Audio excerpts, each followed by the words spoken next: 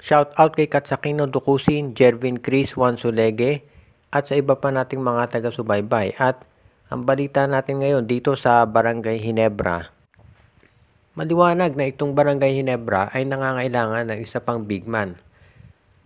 Unfortunately, na-injure itong si Joe Devance. Pero ang isa pa nilang pwedeng kunin ngayon na free agent ay itong si Prince Caperal.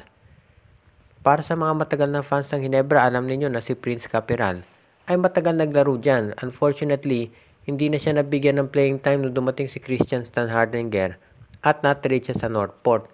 Ngayon, ito ay nasa MPBL pero sa tingin ko madali namang ma-buyout ng Barangay Ginebra yung kontrata ni Caperal kung sakasakali.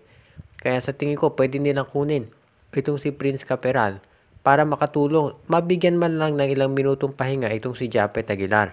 At isa pa sa tingin ko pwede nilang kunin na free agent ay ang 6'8 na si Yusef Taha. Dahil sa ngayon, itong Barangay Ginebra, maliwanag na ang nagiging problema nila kapag nilalabas si Japet Aguilar. Masyadong maliit yung lineup ng Ginebra. Ang nangyayari, itong si Justin Brownlee, siya naglalaro ng sentro. At itong si Stephen Holt naman ang power forward nila. So obviously, ang liit ng lineup ng Ginebra. At yan ang nagiging problema sa kanila.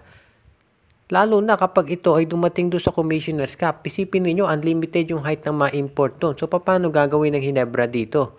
Kaya sa tingin ko, kinakailangan ng Ginebra na kumuha ng big men. Ngayon, pwede silang free agent muna kunin dito para sa finals, katulad ni Prince Caperal o kaya itong si Yusef Taha, habang iniintay pa nila kung anong mangyayari dito sa negotiations kay Troy Rosario. Kaya sa tingin ko, yan ang pwede munang gawin ng Barangay Ginebra pansamantala. Kahit short contract lang naman ang ibigay dito kay Caperal at dito kay Taha, pwede na yan. Para sa mga magsasabi na matanda na itong dalawang nabanggit na players, tignan naman ninyo nagawa ni Joe Devance. Ang laking bagay nung performance niya dito sa San Miguel Series. Yes, hindi masyado naka-score ng puntos pero nakamahusay ito nakapagdepensa kay Junmar at itong si Joe Devance ay nagbigay ng panahon para kay Japet Aguilar na magpahinga. At yun lang naman talaga kinakailangan ng Ginebra. Kaya sa tingin ko ito si Caperal at itong si Yusef Taha, pwede yang kunin ng Barangay Ginebra para pang bigay man lang ng minutong pahinga dito kay Japet Aguilar. Hindi naman nila kinakailangan ng mga superstar na center. Nakita natin yan doon sa semifinal series nila kontra SMB. Kaya sa tingin ko yan ang dapat gawin nitong Barangay Ginebra. Para naman doon sa pang long-term solution na hinahanap ng Gene Kings.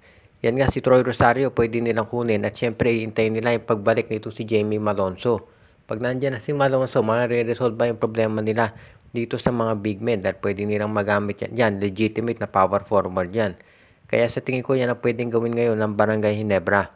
As it is for now dito sa laban kontra TNT, kinakailangan nila munang kumuha ng mga players na makatutulong sa kanilang lineup at sa tingin ko si Caperal at itong si Yusef Taha, yan ang pwede talaga ng magamit ng Barangay Ginebra.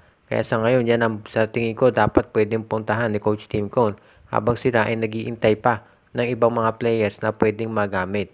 Samantala naman, kung ikaw ang TNT, kinakailangan samantalahin mo yung sitwasyon na to para subukan na maka 3-0 na kontra dito sa Barangay Ginebra dahil yan ang talaga hinahanap nitong TNT Tropang Giga ang magkaroon ng isang malaking start para dito sa kanilang lineup. At yan ngayon ang inaabangan din natin na counter adjustment ng gama nagagamit din Coach Tim Cone para sila naman ay makabawi dahil kapag nag 3-0 medyo mahirap na yan dahil isang team pa lang naka-recover mula sa isang 0-3 deficit sa PBA history.